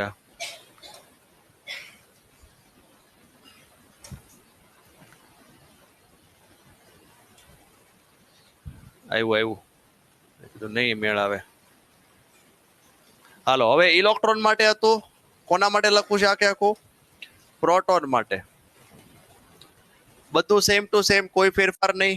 બધું સેમ ટુ સેમ. ખાલી શું ફરે? જો પ્રોટોન નું દળ. અહીંયા પ્રોટોન નું દળ જે છે ફરી જાય. બાકી બધું સેમ ટુ સેમ હાલે છે. પ્રોટોન નું દળ અલગ હોય. કેટલું હોય? 1.67 × 10⁻27. તો જવાબ ફરી જશે. એ જ રીતે અહીંયા પ્રોટોન જે છે એ ચેન્જ કરી નાખીએ. 1.67 × 10⁻27.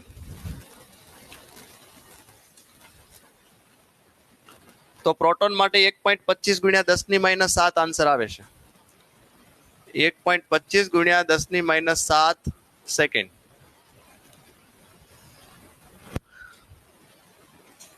ચલો, છે મજાનો પ્રશ્ન. જુઓ, આ ક્યાંથી આવી ગયું?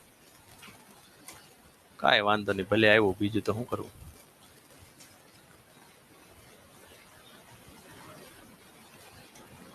ચલો, આ પ્રશ્ન એટલો સહેલો છે. ડાયપોલ ના અક્ષથી, ડાયપોલ છે, ડાયપોલના કેન્દ્રથી અક્ષ ઉપર P બિંદુ છે. તો પેલા આપણે એ સોલ્વ કરીએ. તો પ્લસ પેલા જે આપ્યું એ બધું લખવાનું. વિદ્યુત ભારો આપ્યા છે, હા સર, 10 માઇક્રોકુલમ. Q2 માઇનસ 10 માઇક્રોકુલમ, એટલે ડાયપોલ આપ્યો, સમજો તમે. આર આપ્યો છે, હા સર, કેટલો આપ્યો છે? આર ઉપર લખ્યું છે એકબીજાથી 5 mm છે, એટલે આ 5 mm થયા. 2a લખતા જઈએ. વિદ્યુત ભાર આપ્યા છે 10, પ્લસ માઇનસ લખ્યા છે, આપણે પ્લસ જ લખવાનો. ઓકે, એકબીજાથી 5 mm, એટલે એકબીજાથી 5 mm એટલે 2a આપ્યું છે. 5 ગુણ્યા 10 - 3 મીટર. આકૃતિ એ મુજબ ડાયપોલની અક્ષ પર તેના કેન્દ્રથી 15 સેન્ટીમીટર, આર આપ્યું છે 15 સેન્ટીમીટર. તો તમને કીધું છે અક્ષ ઉપર, તો લખીએ અક્ષ માટે. તો ફોર્મ્યુલા બોલો અક્ષ માટેનો વિદ્યુત ક્ષેત્રનો. 2kp ડિવાઇડેડ બાય શું છે? આર ઘન. ડાયપોલ મોમેન્ટ ડાયરેક્ટ નથી આપ્યો તો સર, તો કે 2k as it is. p ને શું લખો? 2a × q ના છેદમાં આર ઘન. પછી મારે જેવા ડાય આવો ને કે 2 × 2 = 4 કરો સાહેબ, અરે ભાઈ 2a આપ્યું છે. તો E બરાબર, હવે કિંમત મૂકી આમાં. 2m નામ, k ની વેલ્યુ 9 10 9, 2a 5 mm, વિદ્યુત ભાર 10 માઇક્રોકુલમ, આર કેટલો આપ્યો છે? 15 સેન્ટીમીટર. કે સર 15 જ લખ્યું છે, તમે 15 ગુણ્યા 10 - 2 કાં લખો? ઘન છે, તો જો ઘન. તો અક્ષ માટે મેળવી નાખો. બી વિષુવવૃત્ત માટે, તો ઈ વિષુવવૃત્ત જે છે નો ફોર્મ્યુલા બોલો શું છે? તો કે કેપી ના છેદમાં આર ઘન. એટલે આ જે આન્સર આવે ને એનો અડધો આન્સર આવે. તેથી ઈ બરાબર કે ડાયપોલ મોમેન્ટ એટલે 2aq.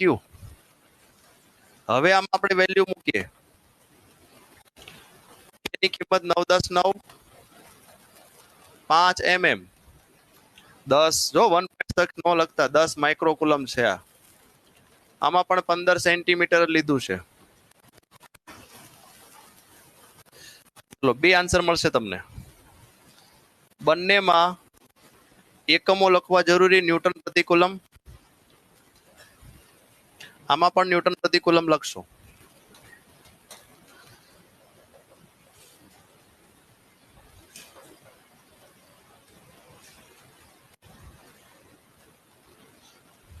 સાથે સાથે લખતા જજો છોકરાઓ.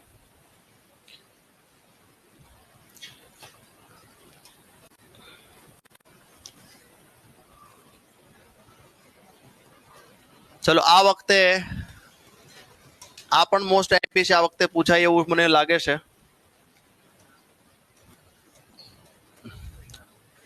કે સર આઈએમપી ભલે રહ્યો પણ આજ નથી આવડતો. કે દર વખતે કે યાદ કરીએ છે, પાછું ભૂલાઈ જાય છે.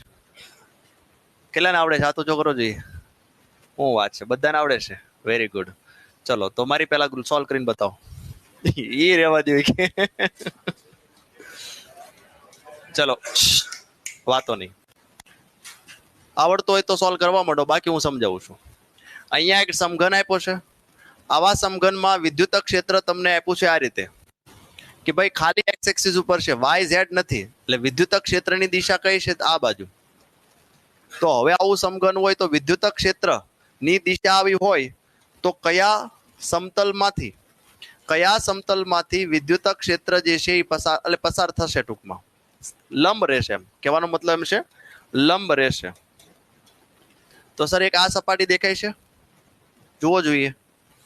અને બીજી કઈ સપાટી? તો કે સામેની સર. એક સપાટી આ અને બીજી સપાટી જે છે એ આ દેખાય.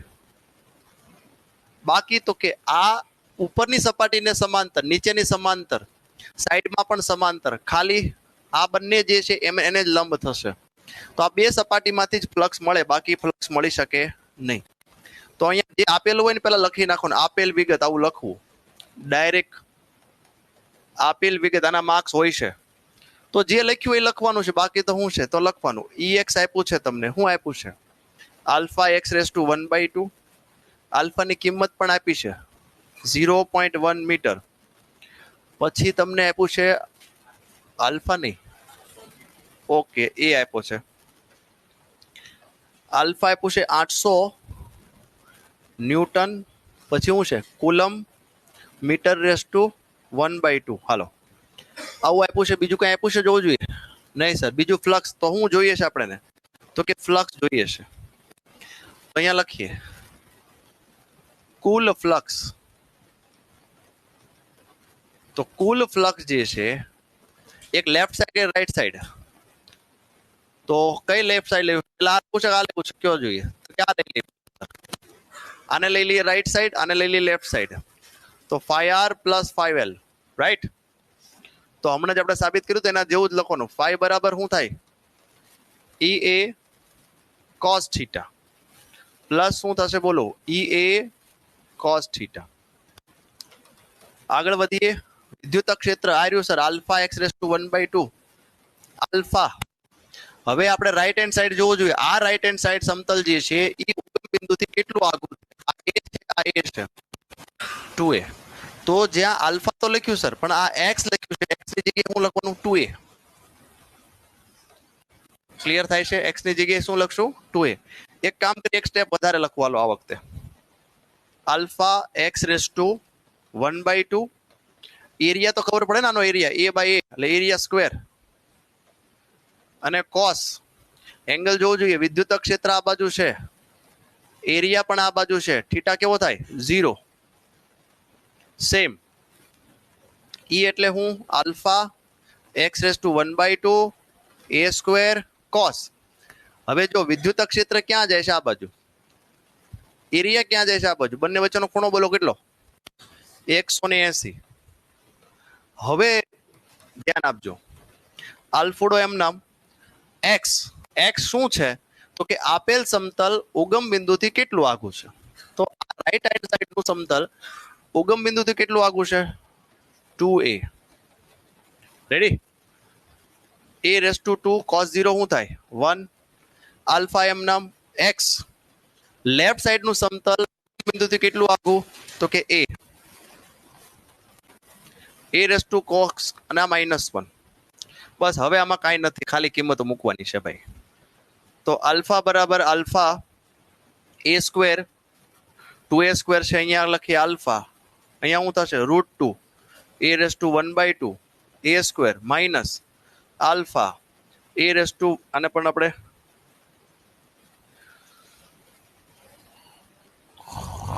ક્યાં? એક જ મિનિટ.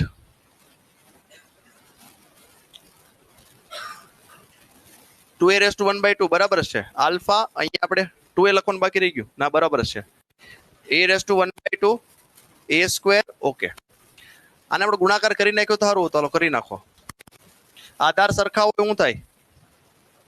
ઘાતનો સરવાળો 2 ને અડધું કેટલા થાય? 3/2. વધ્યું કઈ બીજું જોવું જોઈએ? હા, 2 ને અડધું, એટલે સોરી 2 ને અડધું છે, અઢી થાય એટલે શું થાય? 5/2 થાય. 1/2 + 2 નો આવડે તો 2 × 2 = 4, 4 ને 1 5/2. હાલો હવે આનું સાદુરૂપ આપીએ તો ફાઇનલી આલ્ફા બરાબર આલ્ફા √2 A⁻, આનું પણ 3/2 કરી જ નાખ્યું તો સારું હતું.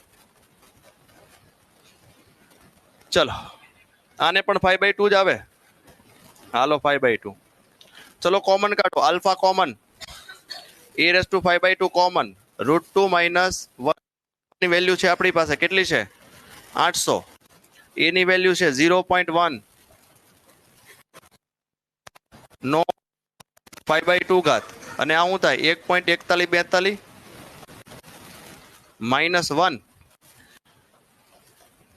હવે આ કેલ્ક્યુલેટરનો કમાલ દેખાડો. 1.047 × 10 ની ઘાત છે નથી? ચલો પણ આનો એકમ લખવો ફરજિયાત છે. બોલો ફ્લક્સ નો એકમ બોલો. હે ફ્લક્સ બરાબર ઈ એ એટલે newton metre square per coulomb. આમ થાય ને?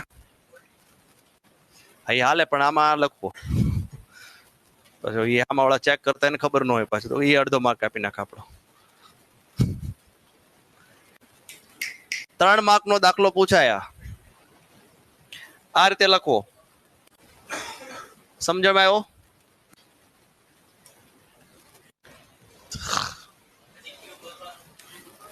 બાકી હતો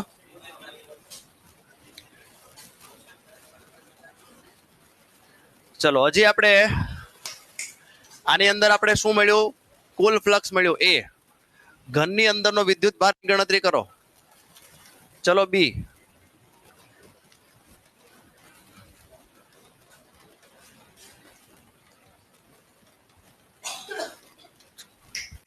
તો ફ્લક્સ નો ફોર્મ્યુલા હું બોલું. ફ્લક્સ બરાબર ક્યુ બાય એપ્સિલોન 0. ક્યુ ને કરતા બનાવો તો ફ્લક્સ કેટલો હતો આપણે મળ્યો 1.047 અને 8. ચલો તો જે મળે તમને એ આન્સર 9 ગુણ્યા 10⁻12 કુલમ. લ્યો હવે બરાબર.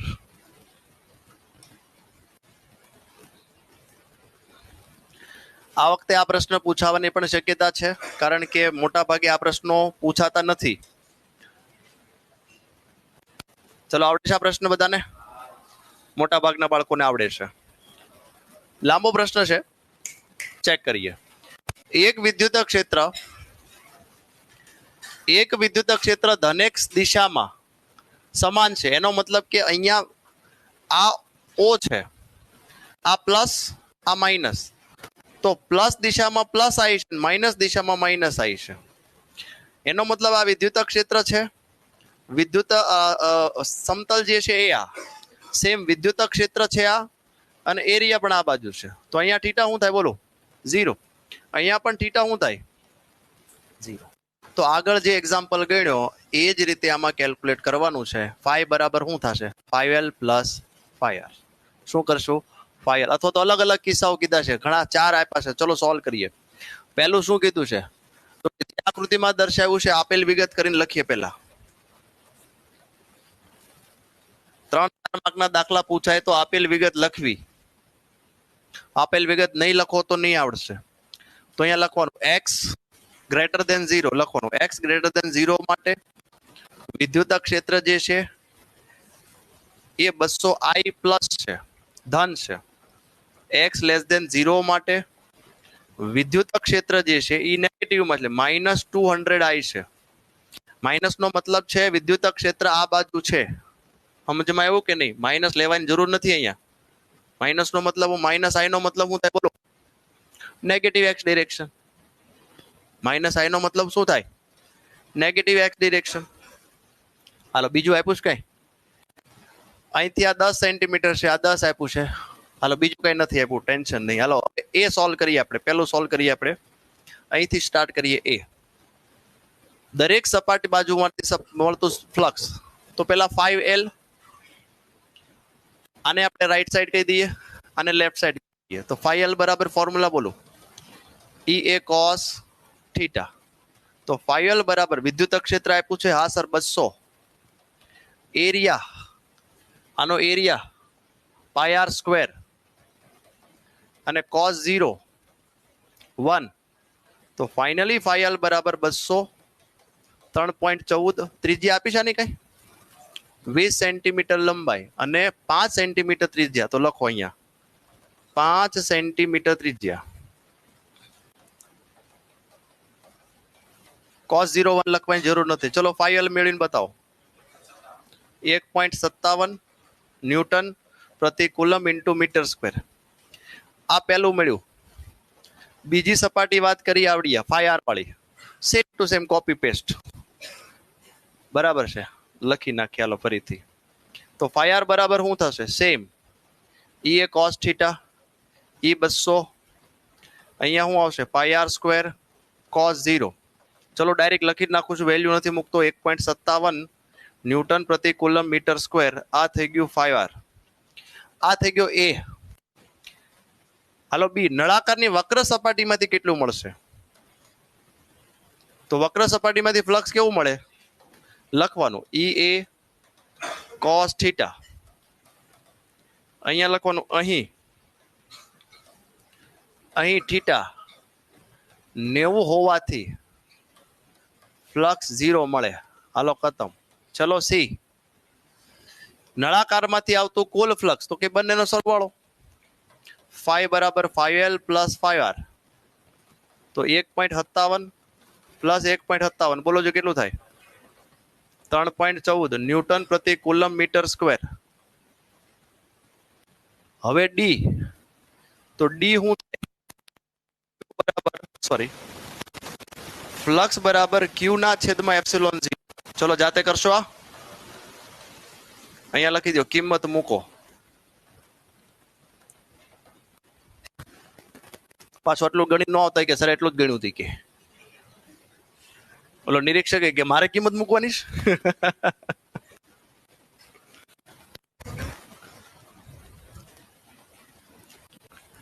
કહેવાનો મતલબ છે કે આપણે આ 1.5 કલાકની અંદર આખું ચેપ્ટર જે છે મસ્ત હું તમને આરામથી કોઈ પણ સ્ટ્રેસ સાથે નથી ભણાવી રહ્યા કે તમે સ્ટ્રેસ સાથે શીખી નથી રહ્યા. આમાં થાય શું ખબર છે, આપણે જ્યારે ચેપ્ટર 1 ભણતા હોય ને ત્યારે આપણે ચેપ્ટર 14 નથી આવડતું ને એનું ટેન્શન હોય. એટલે એવું નહીં કરવાનું. જે પણ તમે જે સમયે જે પણ શીખી રહ્યા છો એના ઉપર જ ફોકસ કરવાનું. બાકીનું બધું આવડતું જ હોય. આપણું માઇન્ડ જે છે, નાના હતા 5મું ભણતા હતા, પડ્યા હતા, તો એ યાદ છે. તો એ બધું યાદ જ હોય. એમાં કઈ વિચારવાનું ન હોય કે યાદ હશે કે નહીં હશે. એટલે જે સમયે જે તમે રીડિંગ કરતા હોય, જે રાઇટિંગ કરતા હોય, જે પણ પ્રેક્ટિસ કરતા હોય એના ઉપર જ પૂરેપૂરું ફોકસ કરવાનું. તો જ તમને આ લાંબા સમય સુધી યાદ રહે.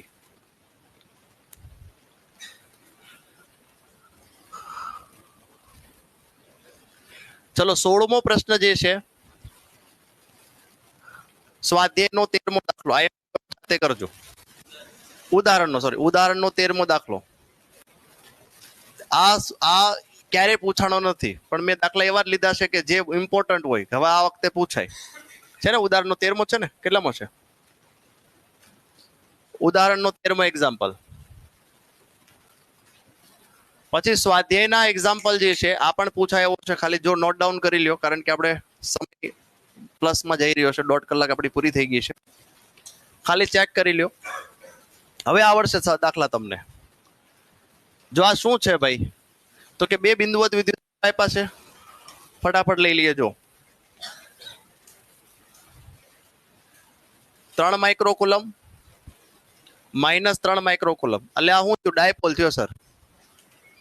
આ શું થયો? ડાયપોલ. તો અહીંયા લખતું જવાનું, QA 3 માઇક્રોકુલમ,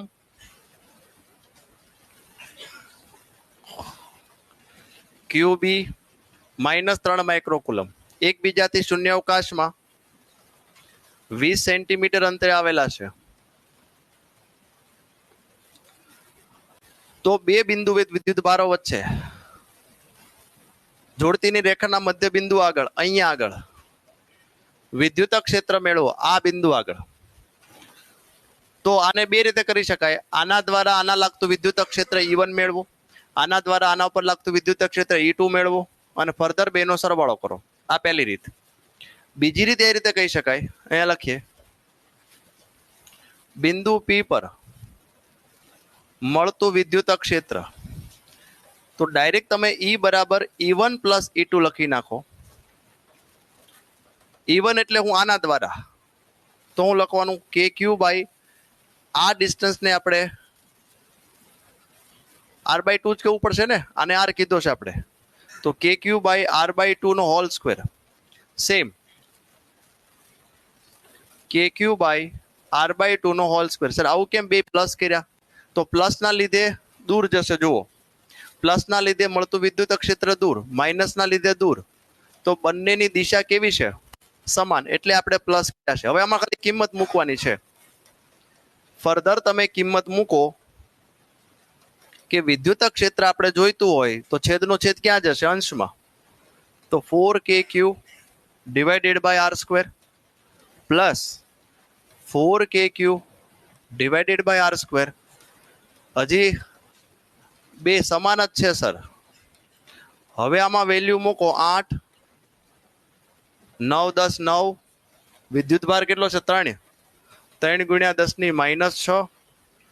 અને હવે જો આર જે છે એ લેવાનો છો 20, 10 નો લેતા પાછા. 20 ગુણ્યા 10 ની -2 નો સ્ક્વેર. લ્યો આ મળી જશે તમારો આન્સર. ન્યૂટન પ્રતિ કુલમ.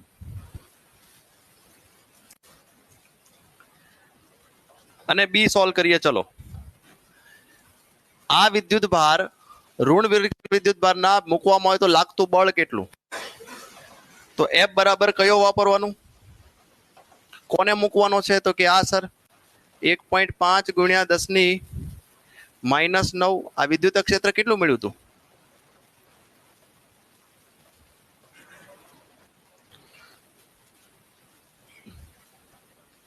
એ નોટ ડાઉન કરવું પડશે, લખવું પડશે તમારે.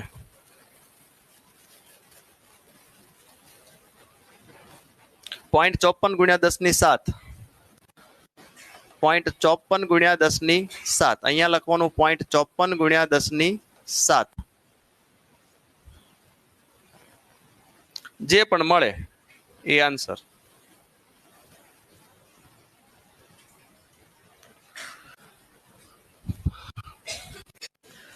તો ઘરે જઈને તમારે આજે ચેપ્ટર નંબર 1 ના મોટા ભાગના પ્રશ્નો મેં સોલ્વ કર્યા છે. બાકીના પ્રશ્નો તમારે હવે જાતે રિવિઝન કરવાના છે. આવતીકાલે ચેપ્ટર 2 નું રિવિઝન કરાવીશ તમને. બરાબર છે? વ્યવસ્થિત. જો આજે તમે 1.5 કલાક અહીંયા ફાળવી, ઘરે 1.5 કલાક ફાળવી નાખો ખાલી, તો જ ચેપ્ટર 1 રિવિઝન થશે, નહીતર નહીં થશે. ઓકે, ચલો આજનો ક્લાસ બાળકો આપણે અહીંયા પૂરો કરીએ. ફરી મળીએ નવા ક્લાસ સાથે. ત્યાં સુધી રજા લઈએ બાળકો. Bye bye, C you.